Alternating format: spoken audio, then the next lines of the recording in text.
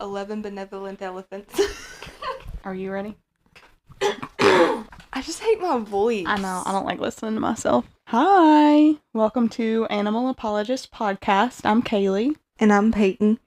For those of you who don't know, Peyton and I, long story short, wanted to start a podcast where we talk about the hard and uncomfortable parts of animal welfare. We'll try to make it as entertaining as possible, but there's a lot of harsh realities that we want to bring to light so that we can hopefully do better in the future. So always check the episode description for trigger warnings. Every episode, one of us will discuss a topic we're passionate about regarding animals, their welfare, and hopefully teach you something you don't know that will inspire you to make responsible decisions regarding pet ownership. With that being said, do you want to tell us a little bit about your background, Peyton? Yeah. I'm Kayleigh's sister. I have 5 dogs and a cat who are probably the most prominent beings in my life. I feel like I should name them. Okay. Jasper, Sparrow, Seven, Billy, Finch, and Mouse. And I also have a foster pig, Benson, and 2 roosters. A little friendly and BGB. But growing up in the family that we did, I of course have always loved animals. Canines specifically. I was basically raised by dogs, and now I spend my life raising them. That's cute. I started working at our now very family-oriented shelter sanctuary when I was 14. I've now been there for 9 years, and my journey there will be done soon as I'm pursuing wildlife biology and musical theater. Which I know sounds out of pocket, but if you know me, it makes sense. But my job has taught me a lot, much more than any books have in my personal experience. I also did a lot of wildlife under my mom and sisters, and another wildlife rehabber, who I'm not going to name, I don't know, because I don't have her consent or anything, but she does birds. Also, I feel like I need to say I'm a human being. Oh, yeah. That's always learning and growing, with no formal education on animal welfare, I guess, but I feel like my experience speaks for itself, and that sounds kind of full of myself, but I mean, I get what you're saying, because when I say that too, I think the same thing, but it doesn't. Yeah. But all this to say, animals are a huge passion of mine, and while I do know a lot, I'm always open to learning more and being corrected and everything. Yeah, So it's a good mindset to have. Yeah. What about you? Who are you? My name's Kayleigh. I grew up with Peyton. Obviously, we're sisters. At our family's animal sanctuary. I was a shelter employee for a long time, but I also did more of the vet tech side and vet med stuff. I did that from the age of 13 to 19, I think. And then I eventually moved away, found a job as a kennel tech in a high-intake municipal shelter, which was pretty much a culture shock. I worked my way from a part-time kennel technician to social media manager, adoption rescue coordinator, photographer, and a euthanasia tech. Dun, dun, dun. And I've really learned a lot in my 5 years there on the law enforcement side of animal welfare. But just like Peyton said, neither one of us have gone to school for any of this, but we do have literally a lifetime's worth of experience. But I do want to say the theme of this podcast is education. That means us too. We learn something new every single day. We may say some things wrong, but our promise to you is that we will always take accountability for those mistakes, learn from them, and move forward still having all animals' best interest at heart. Yeah. I mean, 5 years ago, I was adopt, don't shop. Yeah. So A lot's changed. Yeah. By the title of this episode, you already know which controversial topic we decided to start with. I've always had opinions on the no-kill versus kill debate, but I picked this as a first episode because it's such a nuanced topic and there's so much to talk about when it comes to no-kill versus kill. First things first, open intake shelters, which is what a lot of people call kill shelters. They're government-operated shelters in place as a public service. They have a limited yearly budget and limited resources. In most places, they are where your city's animal control officers take the dogs that they pick up off the street. Whether they're a stray, loose dog, bite quarantine, any dog they pick up, they probably take it to this kind of shelter. They also have to legally take every single dog that comes through their doors that are found within their jurisdiction. And like every single one. They do not have the privilege to turn dogs away. No-kill shelters, on the other hand, are typically like non-profit organizations funded by donations and adoption fees. They can turn animals away if they are too full so that they can focus on the animals in their facility at that time. They typically get a lot more volunteers and more people to help them out because they get to save them all. And I want to preface the rest of this episode by saying I am not anti no-kill shelters. Most of them have the best of intentions without a doubt, and this movement started with the best of intentions, but in today's overpopulation crisis, I don't think it's the best move anymore. I found conflicting information on when the no-kill movement started and by whom, but I did find more sources stating that the first national no-kill directory started in 1994 by Linda Foro. I found a few different sources showing that shelter intake numbers have steadily gone down since the early 90s, but I can't help but think that this is because shelters began to fill up, refusing to take in new dogs because they weren't euthanizing. When looking at this as the general public, it looks like a good thing. It looks like an amazing thing. Dogs are finding homes rather than being euthanized due to overcrowding. But taking all sides and statistics into consideration, it's not so great because our stray population has dramatically increased since the early 90s. And we should all know that more strays lead to more disease. I do feel like I can talk about this because I've done both. My family runs a no-kill animal sanctuary, and I currently work in a high-kill shelter. I've seen both sides. I feel like I see both sides so insanely clearly. I don't want to deter people from adopting from no-kill shelters because, like I said before, they are helping save lives, but I also don't want you picking a no-kill shelter over a high-kill shelter just because kill shelters euthanize. They're also saving lives, maybe in a different way, but they're still saving lives. Okay, I like how you put that. No-kill, in my opinion, I guess, in my research and opinion, I don't think it helps the population at all. Yeah. But individual lives do matter. Yeah. And I think that's a good thing to have when you have the resources to run such a place. Like our families, we don't help the population with the shelter, but we do in a different way, which I think is cool. We run a low-cost spay and neuter clinic That's a good point because, and I'm going to talk about this more later, I think if no-kill shelters have all these resources, instead of using the resources on, like, behavioral dogs, they should be putting that money into helping the community, like, vaccinate their pets, spay-neuter their pets to help the problem, instead of, like, I'm not saying behavior dogs all deserve to die, but if this dog is spending a year or more in a shelter because of his behavioral issues, you could be helping so many pets get vaccinated in that time frame. And I think some facilities probably have the means to house dogs in a more sanctuary-like environment where they can provide enrichment, claiming to help the overpopulation. I don't think they should. Yeah. Unless they do, like with a clinic or something. Recently, I made a post where someone got really mad and tried to educate me on the no-kill movement. My post reads, I've gotten a lot of hate for posting puppies a year and under that I've euthanized. They're just puppies. There's no way this could have been a behavioral euthanasia. Yes, it's a tough subject. Yes, puppies have a lot better chance of getting adopted, but we've still had to euthanize puppies due to kennel neurosis from growing up in a shelter environment. Puppies can quickly develop behavioral issues, especially if they have bad genetics in the first place. As sad as it is, not all of our puppy euthanasias are behavioral either. Sometimes we have to make hard decisions because we're too full and keep getting dogs in. If that makes you angry or sad or disgusted, keep advocating against backyard breeders and puppy mills. Advocate for more responsible pet ownership. Educate yourself on what a backyard breeder could look like. Educate yourself on how puppy mills operate and how municipal shelters and kill shelters have to operate because of them. And then this person commented on that post and quoted that last paragraph I wrote, if that makes you angry or sad or disgusted, blah, blah, blah. She said, yes, this makes me angry and frustrated, so I'll put this back on you. Learn about proven programs that keep this from happening instead of continuing to defend it. I offered before and will offer again. If you want to educate yourself too, you can be part of the solution. You are welcome to email me and I'll do all I can add to your education. And she added her email there. I asked her, what are the programs? And she replied, they are the programs and services of the no-kill equation, which have been known for almost 20 years and which can be implemented by any shelter. They are a DIY solution and do not relate to costs for the most part.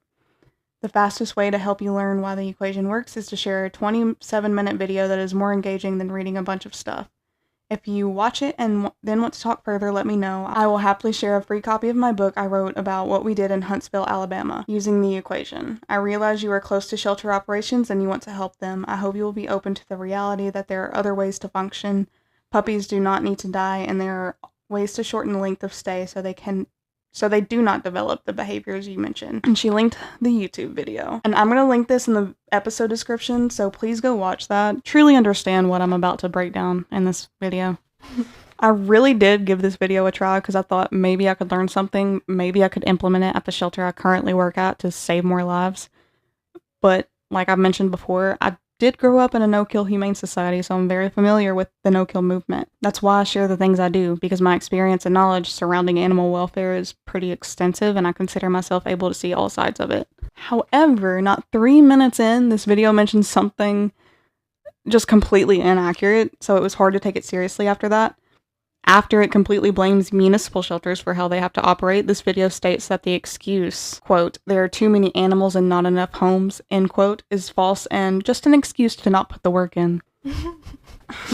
After that, I got my notebook out and I took notes while I watched it. I was like scribbling like a madman when I was watching this video. I was so mad. I remember you sent me pictures saying this is going to be the first episode. Oh, yeah.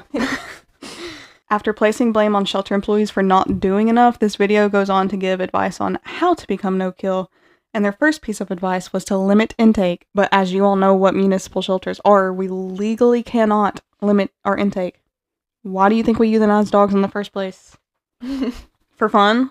Like, someone brings a cute dog in and we just say, oh, this dog's cute, let's take this one and euthanize that black dog back there. Well, you work at a shelter, so you obviously hate dogs. Yeah, I hate them. But seriously, do people think that's what happens? Like, as animal control in a municipal shelter, we are there as a public service, and we're also law enforcement. We enforce animal-related laws, and we have to take in any and every dog found within our jurisdiction to keep the community safe. It's our legal obligation. But let's just say we could limit our intake. Guess what happens then? Animals are dumped, they get hit by cars, they starve to death, they contract deadly diseases like rabies, distemper, heartworm disease. They get scared, bite people, then either get picked up by us anyway, or someone gets mad and kills them with a gun, or worse. Like, the list goes on there. And one of my favorite comments I get on TikTok after I share this bit of information is, well, at least they get a chance instead of being euthanized. So they need to suffer before death instead of just a peaceful, quick death. I don't understand how that's better. It's not. I've heard and seen stories of dogs surviving for a while outside of a home or care of a person, but they're not animals that can live or thrive in the wild. They're literally a domesticated animal, and people who think you can just release a dog instead of it being euthanized, they're wrong. It'll get in the way of wildlife, spread diseases to wildlife, and it's their land before it's a dog's land because they're domestic. They're supposed to live with us. They're not supposed to be wild. And when you dump a dog, it doesn't go and hunt. It looks for you. They're not meant to survive on their own. Yeah. And it's also humans' faults. Yeah, exactly. But, euthanasia is the bad thing here. Yeah. This video goes on to say that animal control officers use the excuse, we don't have enough time. If you put more time in... No, this part made me want to throw up because you're trying to guilt people into working themselves to insanity. But there are a couple things I have to say against this, not just that. One, if they're a municipal shelter whose employees do multiple things like be an animal control officer and try to work to network dogs, guess what comes first? The community and taking care of calls and complaints. Not getting dogs out of life. That comes second. Or if you're a kennel technician and in the afternoons you work on getting networking dogs and such, your first priority is to clean that morning, make sure the dogs are fed, watered in a safe kennel with clean bedding. And if you're shorthanded that day, you don't get to network dogs.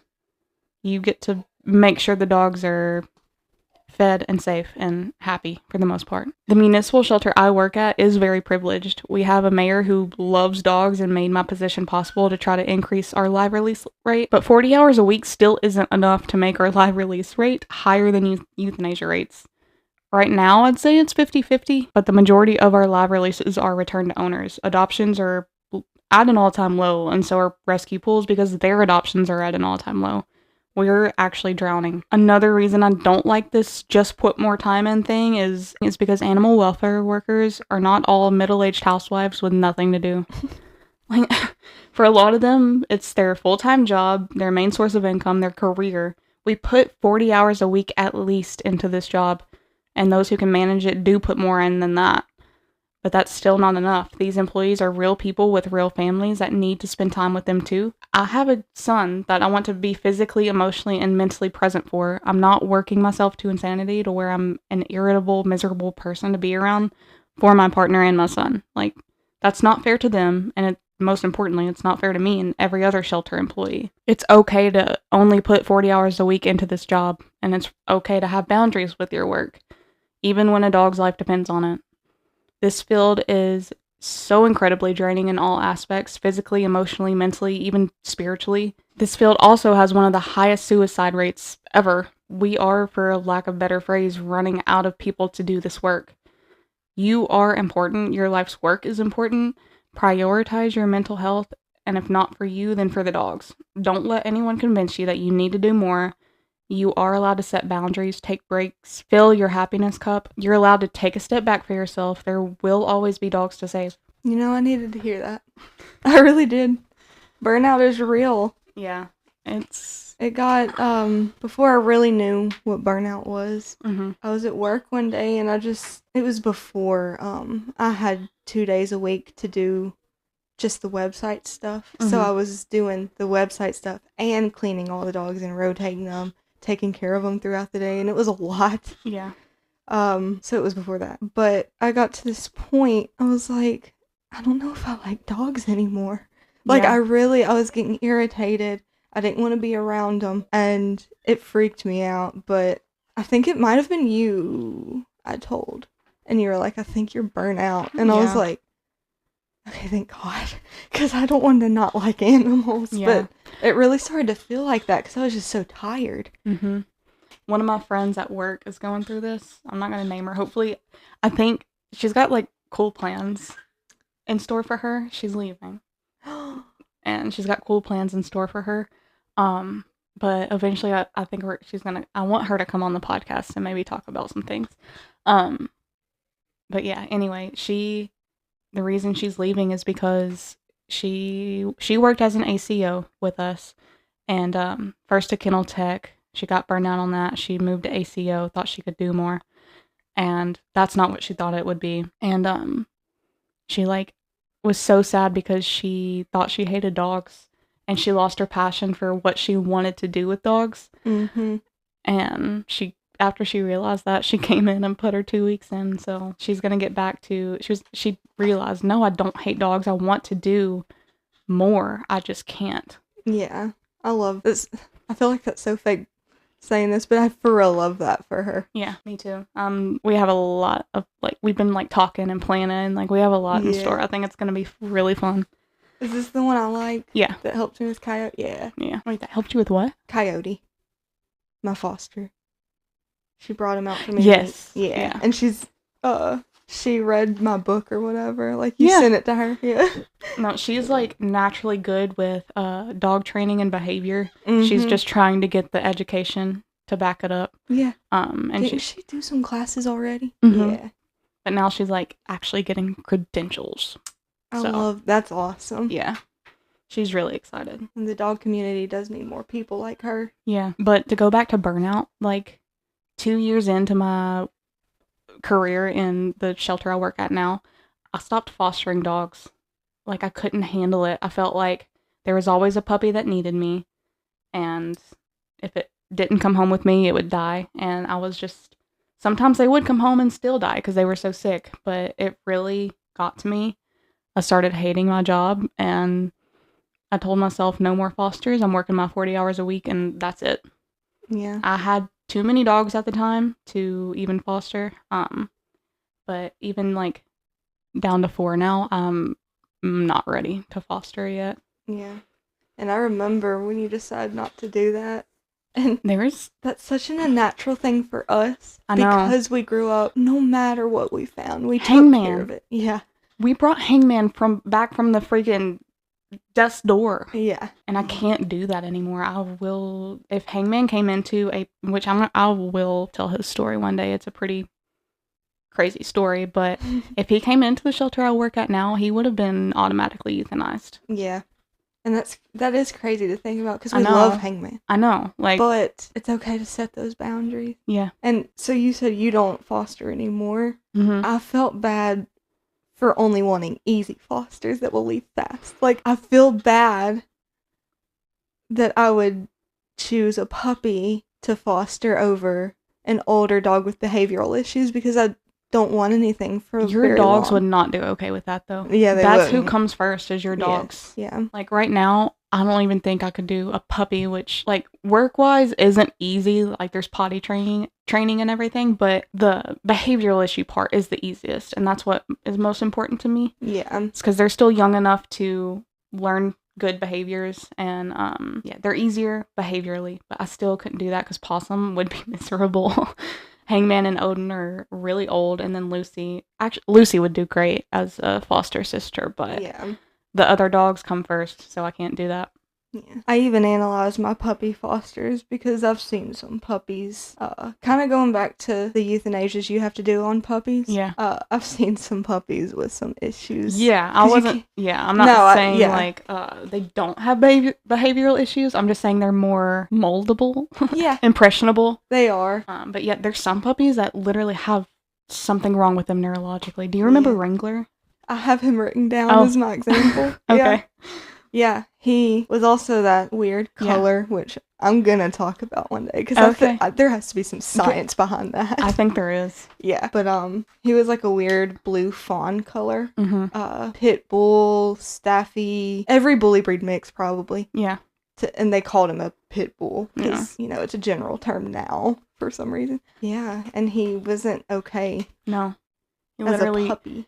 He was sweet, and then all of a sudden he would just bite. He latched onto my leg. I have a scar from it. Yeah, and I feel like they kept him too long. Yeah, everyone kind of got attached when it was unnecessary. We all make mistakes, and we learn from them. And now we know that puppies aren't just clean slates all the time. Yeah. But genetics really play a part in that. Yeah. And he was definitely my wake-up call for that. Yeah. Another thing this really cool video said we could do is replace killing with foster care and medical or behavioral rehabilitation.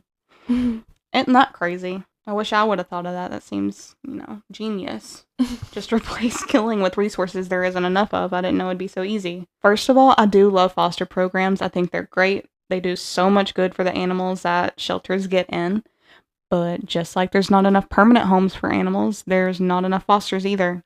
Also, not every animal control facility or government shelter is set up to responsibly foster dogs out. Mine's not. We don't have a foster program right now because the way our adoption protocol and spay and neuter protocol is with that. Dogs don't leave our shelter spayed or neutered. They sign a contract stating they will make the vet appointment we set at the adoption date. We set them a vet appointment up. When they sign the papers, they take the dog home. They bring it back for that spay and neuter appointment. If they don't, we go and take the dog back. Yeah. But because we euthanize so much, we don't spay and neuter our dogs first. And we can't guarantee a foster is going to work out until that dog gets adopted, so they're not spayed or neutered. A lot of municipal shelters just are not set up to foster dogs out. Yeah. I actually have it written in my notes that says I've mostly seen no-kill shelters do the fostering. Yeah. Because you basically covered it all, and there's not enough fosters, especially because of how slow adoptions are going now. Mm-hmm.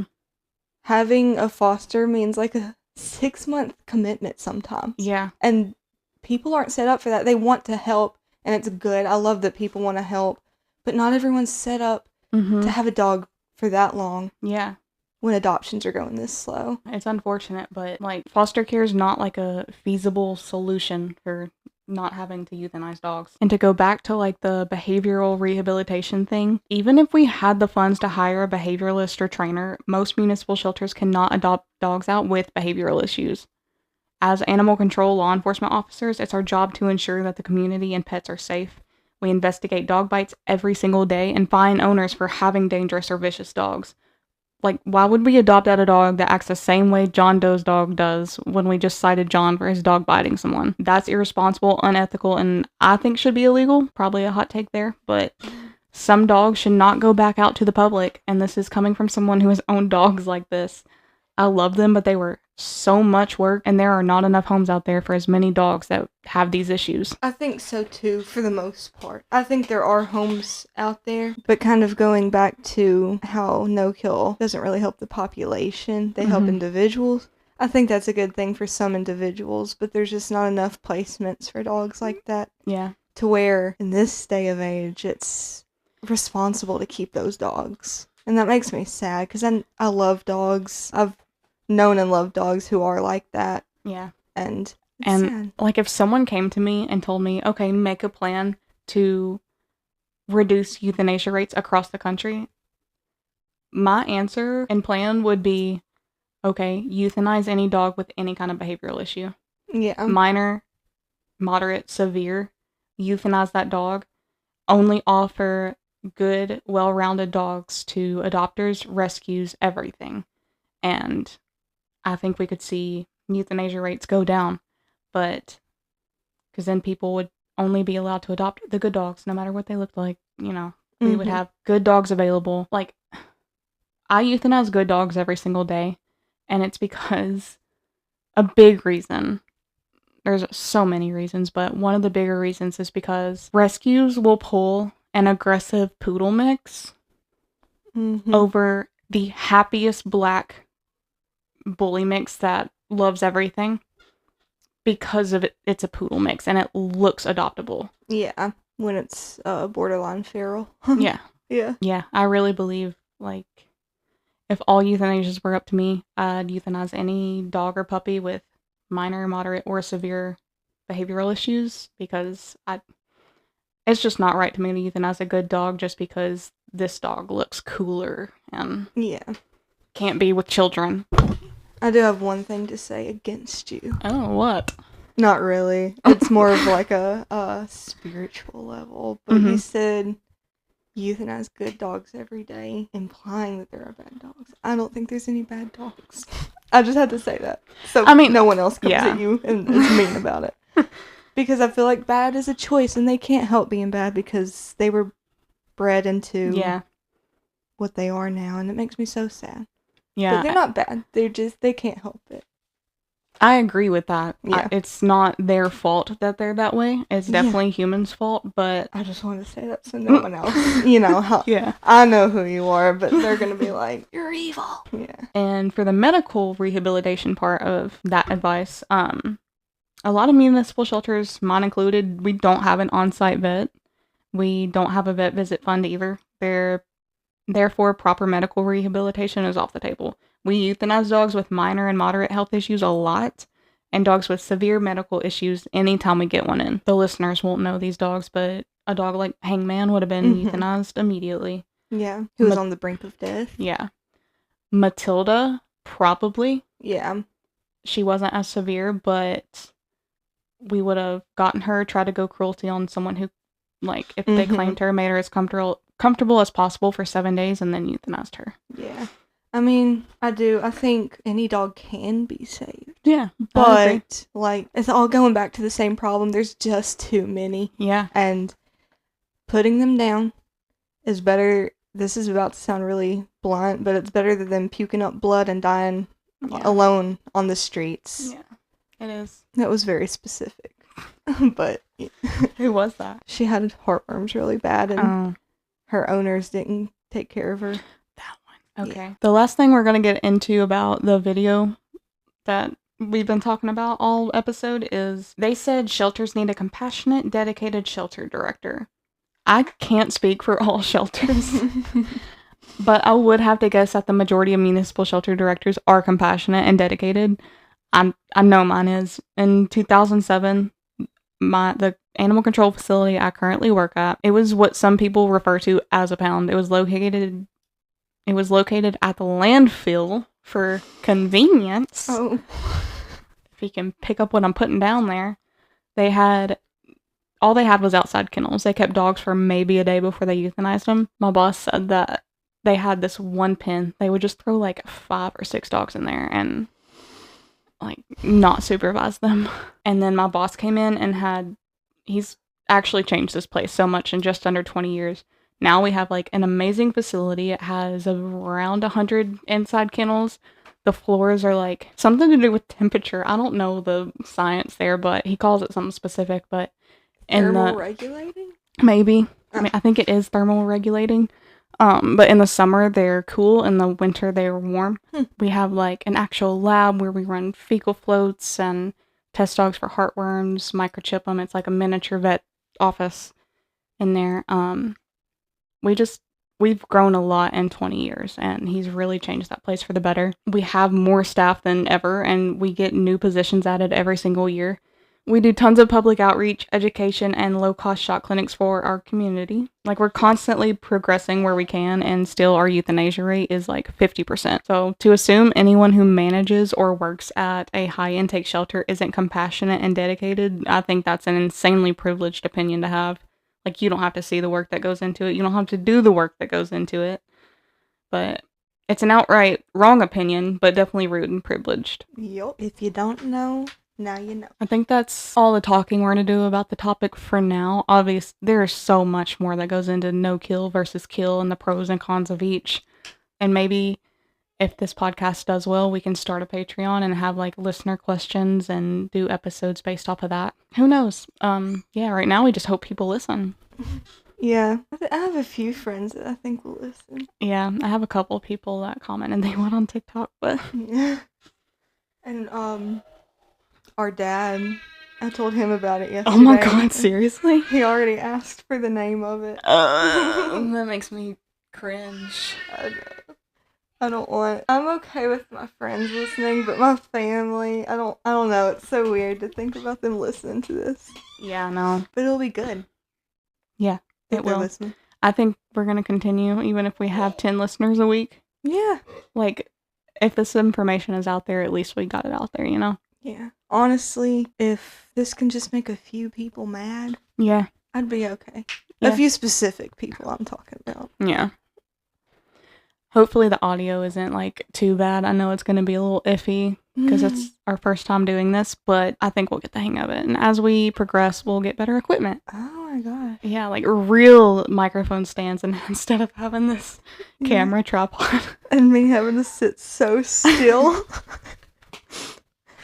My legs are falling asleep. Oh, I'm sorry. No, I'm kidding. We'll wrap this up. Anyway, I hope you guys tune in to this. If you have questions, interact with us on our podcast Instagram, Animal Apologist Podcast.